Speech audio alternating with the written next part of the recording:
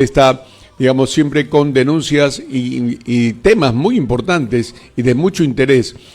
José, ¿cómo estás? Bienvenido, buenos días. Muy buenos días, primo. Un cordial y afectuoso saludo a ti, a quienes nos regalan con su sintonía y a todo nuestro equipo técnico. Hoy tienes temas muy importantes, especialmente del sur de Lima. Sí, primo, un tema que concierne a Lurín, a los lurinenses, a las comunidades aledañas, a esta importante zona de Lima, el Cono Sur, porque vamos a hablar del agua e indirectamente del saneamiento, ¿no? De aguas servidas y cómo se estaría beneficiando a poderosos capitales en desmedro de estas comunidades. Perfecto, adelante. Amigos, quiero empezar con una pregunta. ¿Se está beneficiando indebidamente a empresas que consumen grandes cantidades de agua no reguladas al sur de Lima? El tema que proponemos esta mañana de martes es consumo de agua sin control en Lurín por centros de inteligencia artificial genera alerta. Empezamos a explicar. Los centros de datos establecidos en Lurín operan las 24 horas del día y consumen grandes volúmenes de agua para enfriar sus servidores, los cuales son fundamentales para el procesamiento de inteligencia artificial. Acerca del uso del agua, debemos señalar que la infraestructura requiere enfriamiento constante para que el hardware de alto rendimiento, como las GPU, no se sobrecalienten al generar imágenes, videos y otros contenidos necesarios para la inteligencia artificial. Frente a ello, a la fecha hay una flagrante falta de regulación. Entidades estatales han confirmado que actualmente no existen normas específicas ni permisos ambientales claros para este tipo de operaciones en el Perú. Hay una frase que debemos tener en cuenta y con mayor atención nuestros amigos del sur de Lima. Ojo Lurín, impacto hídrico. En un valle con presión constante sobre sus acuíferos como el de Lurín, el consumo intensivo de estos centros, que pueden usar millones de litros de agua al año, podría agravar y seriamente el estrés hídrico de la zona. Lamentablemente, las compañías operadoras suelen evitar brindar información detallada sobre su consumo exacto de recursos hídricos. Empecemos a señalar. ¿Y cuáles son los proyectos principales en la zona sur de Lima? Primero, GTD Perú, firma que inauguró un centro con certificación Tier 3 y proyecta una capacidad final de 20 MW. Mientras tanto, Sirion Technologies viene construyendo su segundo centro de datos, Lima 2, con una capacidad prevista de 20 MW en un área de 12.000 metros cuadrados. Bien por ellos. Si bien algunos centros modernos utilizan ciclos cerrados para reciclar el agua, la magnitud de la carga masiva y constante sigue generando alertas entre especialistas y la comunidad local. Al respecto, dialogamos con Diosdado Navarro, quien lanza la alerta sobre lo que está sucediendo y sobre todo sobre lo que podría suceder con el recurso hídrico al sur de Lima, específicamente en Lurín. Tenemos el video de la entrevista, primo, cuando dispongas. Atención, control. Amigos de Rayo del Sur y Café con Leche, nos encontramos en compañía del señor Diosdado Navarro. Con él vamos a conversar acerca de lo que está sucediendo en la comunidad Sumacpacha, la cual se ubica al sur de Lima, en Lurín. Esto con respecto al proyecto Mesías, y hay información que nuestro invitado quiere compartir, la cual a nosotros nos parece de vital importancia para entender qué puede o qué pueda pasar a futuro con este proyecto. Tan necesario en el sur de Lima, pero que después de lo que vamos a conocer en esta conversación, ustedes, al igual que este periodista, van a creer que esto, en lugar de ser una solución a problemas muy viejos, problemas añejos de saneamiento al sur de Lima, se puede constituir, lamentablemente, en un grave peligro. Señor Navarro, buenos días, bienvenido a Rayo del Sur. Buenos días, señor Briceño. Una vez más agradecer a Radio del Sur y a usted por la importancia que le da a nuestro tema. Señor Navarro, empecemos por el marco general, por el tema de su caso, lo que usted está padeciendo, lo que usted está sufriendo, ¿no? Esta persecución judicial, ¿no?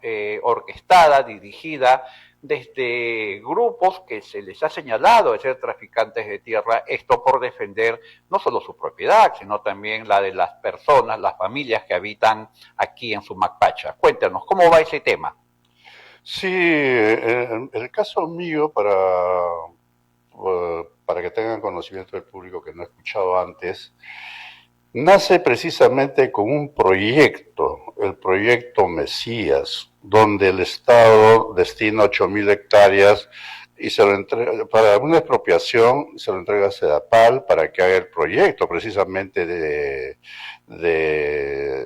purificación del agua residual para utilizarlo en enverdecer toda la pampa de San Bartolo. Eso era un proyecto interesante que todos apoyamos, pero ¿qué pasó después? Que gracias a ese proyecto ingresaron traficantes de tierra de cuello y corbata disfrazados en empresas inmobiliarias, y eso acarreó el problema grave en el que me metieron precisamente para quitarle su propiedad a la asociación que yo representaba en ese momento, Sumacpacha. Inventaron un delito, no uno, sino muchos delitos, pero la denuncia, para que surta efecto, la hace justamente bienes nacionales, aduciendo que son propietarios de los terrenos de propiedad de la asociación, que estaba en proceso de expropiación. Eso se entiende claramente. Cualquiera con sentido común va a decir, si un terreno está en expropiación, quiere decir que no es del Estado. Pero a mí me llevaron hasta juicio con ese argumento, que son terrenos del Estado, que están destinados a un proyecto social que ya está caduco, ya no tiene valor. Y eso está terminando en un archivo después de 8 años de persecución permanente por parte de las autoridades, y no han encontrado ninguna prueba, pero el daño está hecho, no solamente a mi persona, sino a miles de asociados que están perdiendo su propiedad precisamente porque entre los invasores de esa época está Inmobiliaria y Constructora Tierra del Sur, que se está agarrando todos los terrenos que pertenecen a la comunidad a la cual nosotros compramos. Ese es el resultado del famoso proyecto Mesías.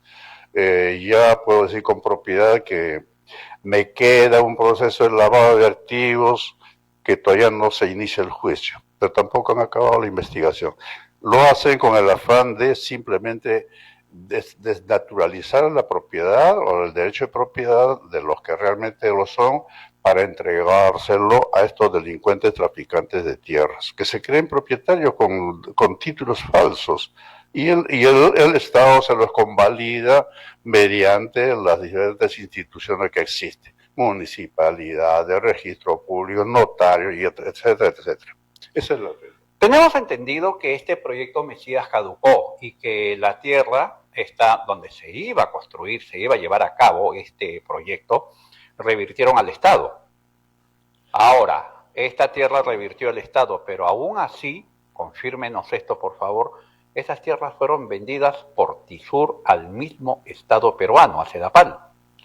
Esos terrenos en concreto nunca fueron del Estado, sino que maliciosamente inscribieron en registros públicos una sentencia judicial sobre nulidad de acto jurídico, que no les da derecho de propiedad. En teoría, para la autoridad, entre comillas, pues sí, hablemos fiscalía, jueces, esos terrenos son del Estado. Dicho claramente. En teoría. En teoría. Pero el Estado que me manda preso a mí, que me sentencia a mí, le compra esos mismos terrenos a estos traficantes de tierras. Entonces, ¿de qué estamos hablando? ¿El Estado qué está haciendo con las propiedades privadas? Persiguiendo a los propietarios porque no tienen dinero para entregárselo a los delincuentes que sí tienen dinero. Y eso es lo que está sucediendo acá en Sumacpacha. Eso es lo que me tiene pues a mí pitándome el tiempo 8 años. Entiendo que a usted lo acusaron por tráfico de tierras, una acusación ilógica, abusiva, ilegal y sobre todo inmoral. Perfecto, y 8 años lo han perseguido. Pero a estas personas de esta empresa que vendieron esa extensión de tierra al mismo Estado peruano, no los han encausado por esa figura legal. La ausencia de los operadores de justicia es evidente. Hay colusión, pues. No se puede decir otra cosa. ¿Por qué? El Ministerio Público a mí me persigue por los dichos de terceros, que dicen que hay una persona que se dedica al tráfico de tierra. Me mandan preso y todo lo que ya les comenté. Sin embargo, a estos delincuentes de saco y corbata no les pasa nada. Han estafado al Estado por 52 millones de soles. Vendiéndoles 52 millones de soles tuvo que pagar el Estado por esa tierra que le compraron a ese grupo. Exacto, los terrenos supuestamente del Estado. 52 millones de soles que le roban el erario nacional. Sin embargo, nadie dice, esta boca es mía. Los operadores de justicia en ese sentido no existen. No existen. Cuando persiguen a una persona humilde, no hablo de mi caso, yo no soy humilde, gracias a Dios, soy sencillo, que es muy diferente. Entonces, a nosotros, vuelvo a repetir, nos meten presos, porque otros dicen, acá le hemos presentado pruebas, y eso no es tampoco uno de los delitos, o sea, ese no es todo el delito que cometen, es uno de los delitos, porque han hecho otra cosa. En la tierra que invadieron a la asociación en el año 99, han declarado 38 fábricas que lo han inscrito en registro público solamente con una declaración jurada. Y no existe ninguna de esas construcciones, están denunciados, ya tienen más de un año, y la Fiscalía no abre proceso contra ellos, no denuncia, no formaliza. Esa es la forma en que actúan los delincuentes que están bien blindados por los operadores de justicia. No hay otra explicación. Ahora, sobre el proyecto Mesías tenemos información fresca, por llamar así. ¿Qué nos puede contar? Antes de pasar a ese tema, me olvidé de responderle que el proyecto Mesías, que estaba en curso en la ley 27040, fue declarado en caducidad con sentencia judicial firme. Quiere decir que por ningún lado el Estado es dueño, pero permanecen acosándonos con ese tema. Todavía el juicio no ha terminado y los jueces tendrán que valorar eso. Se escudan en que hay por las pruebas nuevas, no se pueden admitir. Oye, yo les digo, los jueces están ¿para qué? ¿Para perseguir inocentes o para aplicar la ley con justicia? Los jueces tendrán la palabra, pues hablaremos en su momento cómo han actuado. En relación a la pregunta que usted me hace, efectivamente, aquí yo estoy descubriendo, por información pública, no es ningún secreto, que hay otro proyecto que dice ampliación del proyecto Mesías. Y eso a mí me da un poco de escalofrío, ¿sí? Ahora, ¿a quién van a estafar? ¿A quién van a engañar? Hay un proyecto que está valorizado más o menos con una inversión inicial de 282 millones de soles. ¿Qué dice para el público el proyecto? Que va a ser para ampliar los servicios de agua y alcantarillado para las zonas de Lurín y Pachacamac. Nosotros tenemos en la asociación casi 40 años. Hemos solicitado que nos coloquen los servicios y hasta ahora no pasa nada. Pero a los que vienen a invadir los terrenos, sí, ya les colocaron agua y desagüe. Entonces aquí la preocupación mía, y creo que la población tiene derecho a saber, es que curiosamente la ampliación del presupuesto que le da el Estado a Sedapal para que ejecute esas obras, para ampliarse lo que le dije, coincide precisamente con la existencia o la incursión de alrededor de 330 compañías que se han instalado en la zona, que se dedican a lo que es el Internet, los servicios por IA. Y esas empresas, que son monstruos instalados, consumen cantidades de agua día y noche. Día y noche. Entonces la pregunta que hago es, ¿la ampliación de los servicios va a ser para la población realmente o para estas empresas? Ahora, una pregunta. El agua, como recurso hídrico, ¿de dónde la van a obtener? Según ellos, tienen proyectado perforar pozos. Y acá debe abundar agua porque la sierra trae las aguas a la costa. pero vuelvo a repetir, ¿a quién van a beneficiar? Esa es la población de, como dicen, de Pachacama, de Lurín. Aquí están hablando de los distritos, de los barrios aledaños, como son eh, Villa Alejandro, Pachacama.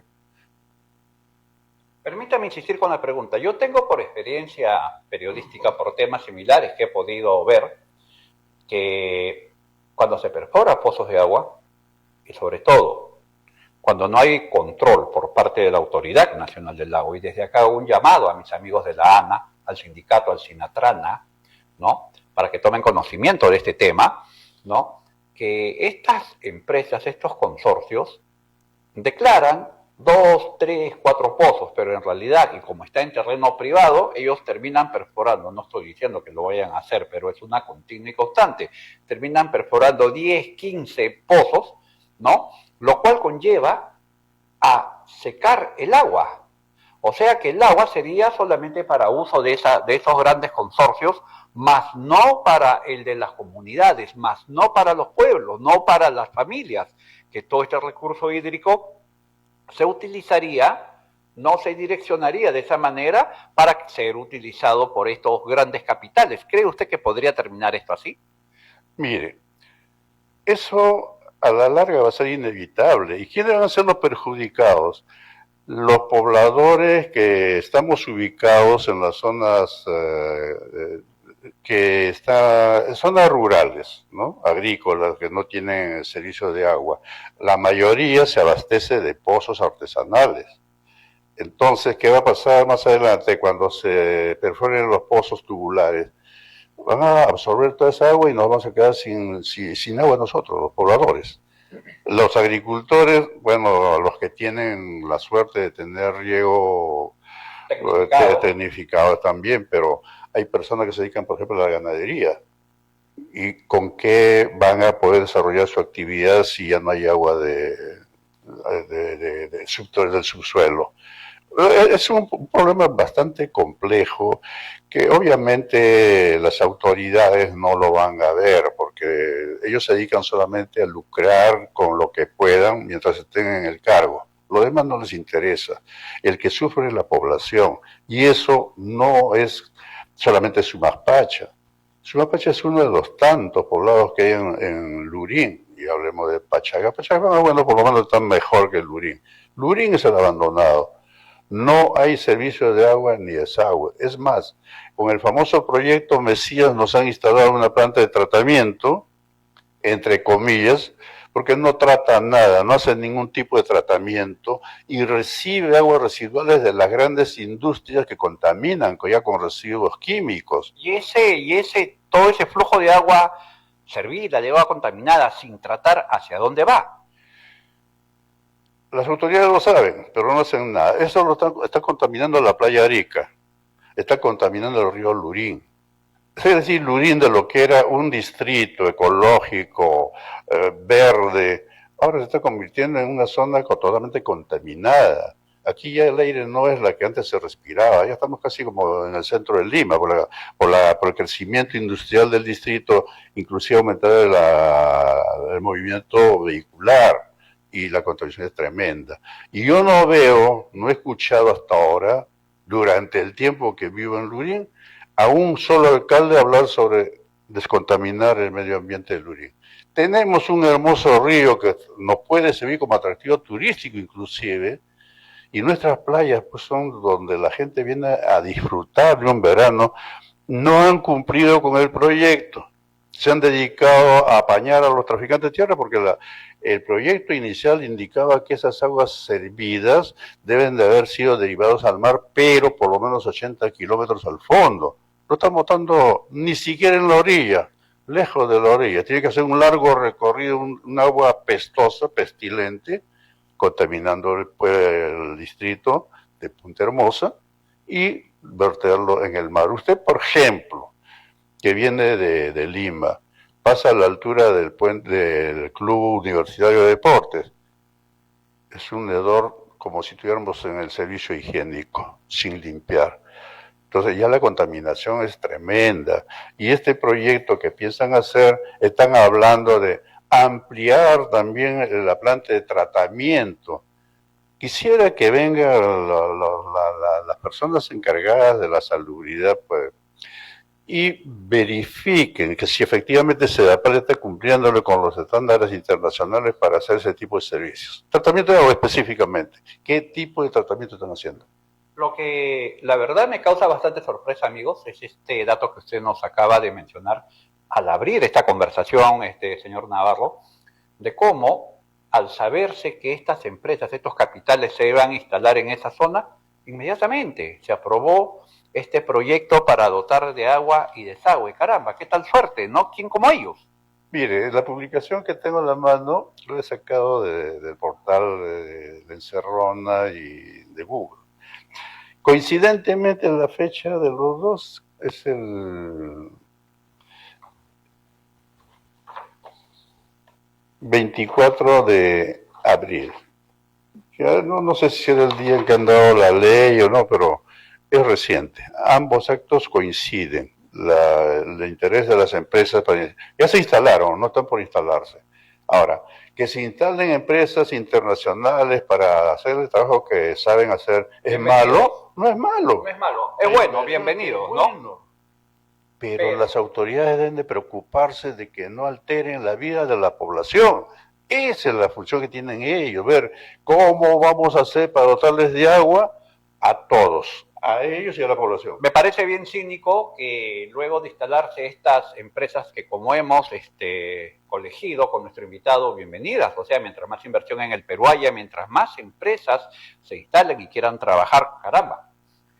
Gracias a Dios ello, ¿no? Pero me sorprende, y esto es una posición mía, no comprometo a nadie con esto, me llama la atención el cinismo de las autoridades, ¿no? Para proveer de agua y desagüe a las poblaciones, porque ellos son más honestos y sinceros, y en el marco legal, en este aparataje legal, dijeron, para proveer de agua y desagüe a tal y tal empresa, ¿no? ¿Por qué meten a la gente si al final la gente no se va a beneficiar?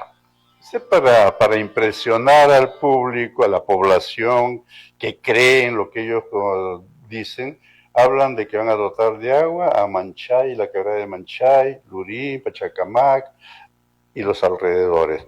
¿Usted cree que va a alcanzar esa agua para toda la zona, teniendo 330 empresas que consuman diariamente cantidades enormes de agua? Usted sabe, y lo poco que leemos sabemos que esas empresas consumen cantidades voluminosas de agua, no es un litro ni un metro cúbico, son miles de litros cúbicos porque tienen que enfriar sus máquinas. Entonces, además de ello, disculpe que lo interrumpa, queda también ahí yacente el tema del tratamiento de esas aguas servidas, ¿no?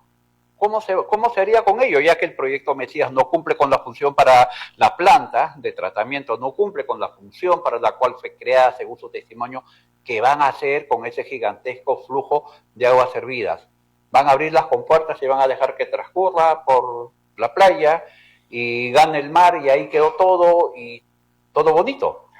Todo nos dice que esto no va a cambiar nada porque no hay voluntad política, no les interesa políticamente porque eso no beneficia, porque lo correcto es que ya buscar a los ladrones que se tiraron la plata no es oportuno en este momento, sino buscar financiamiento para que esas tuberías vayan a 80 kilómetros del fondo del mar. Ese sería uno de los proyectos que deberían de priorizar. Para empezar. Y luego ver de dónde van a sacar tanta agua para abastecer a esas empresas y a la población en general. Porque yo honestamente, a los postulantes a la alcaldía, en la próxima oportunidad voy a exigirles de que entre su proyecto digan qué van a hacer con el servicio de agua y desagüe en la zona del Lurín. Oportuno ello. De manera oportuna, obviamente, ¿no? Porque no se van a dedicar a asumir un cargo para seguir beneficiando a estos delincuentes traficantes de tierra. Eso es lo que están haciendo actualmente. Señor Navarro, tenemos que poner ya por fin punto final a esta amable conversación. Muy agradecido, señor Briceño, y saludos para mi amigo Primo Coco. Muy bien, para Rayo del Sur, José Briceño, gracias por seguirnos. Amigos, la expansión de los centros de datos en el Perú se desarrolla en un escenario sin regulación específica ni lineamientos técnicos definidos por el Estado. Según el capítulo peruano del proyecto internacional Dirty Data, elaborado por el Environmental Reporting Collective, ERC por sus siglas, actualmente no existe un registro diferenciado de compañías dedicadas exclusivamente a centros de datos. De acuerdo con información de la Superintendencia Nacional de Aduanas y de Administración Tributaria, SUNAT, estas empresas se encuentran agrupadas dentro del rubro general de procesamiento de datos, hospedaje y actividades conexas, categoría en la que figuran más de 330 compañías y más de 3.100 personas naturales inscritas, sin una clasificación que permita identificar con precisión a los operadores de esta infraestructura. Al revisar información disponible en los portales institucionales de empresas que operan centros de datos en el país, entre ellas GTD Perú e Internexa Perú S.A., esta última con matriz en Colombia y operaciones en Brasil, en ambos casos se constató la ausencia de datos públicos sobre el consumo de agua o energía requerido para mantener en funcionamiento instalaciones que operan de manera permanente.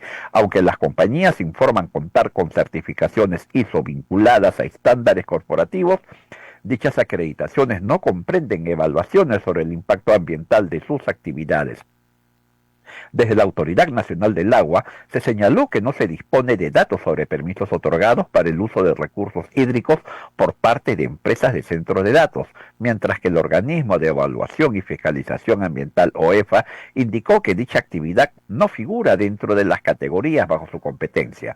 En la misma línea, el Servicio Nacional de Certificación Ambiental para las Inversiones Sostenibles, SENACE, y el Ministerio de Transportes y Comunicaciones manifestaron no contar con registros de estudios de impacto ambiental u otros documentos relacionados con ese tipo de infraestructura. Finalmente, quiero dejar una pregunta. ¿Data center en Lurín, progreso digital o amenaza hídrica? Primo, contigo. José, muchas gracias, te agradezco mucho. Qué pena lo del asunto del agua y desagüe, porque era una noticia que no se había visto por el lado que ustedes han denunciado. Se vio más por una especie de atención a la población, pero como dices tú, viene con el disfraz de apoyar directamente a empresas muy grandes, y que por supuesto eso ha sido más que nada un poco el apuro o la decisión de Sedapal para empezar de una vez el tema del agua y desagüe en la zona de Lurín. Tal vez un caballo de Troya, primo. Así es. Okay. Tal vez un caballo de Troya. ¿Nos alcanza un par de minutos para rematar con un tema, primo? Lo más rápido, por favor, porque estamos ya en contacto con el doctor Juan Paray. Por favor. Mejor lo dejamos porque es un poco extenso, primo. Va a demorar unos minutos más. Nos hemos extendido en el tema, le hemos dado más importancia al tema de la denuncia. Tu ahijada me dice para mañana, ¿ok? Perfecto, primo. Chévere. Perfecto. Quedamos. Perfecto. Un gran abrazo a ustedes. Gracias. A ti muchas gracias.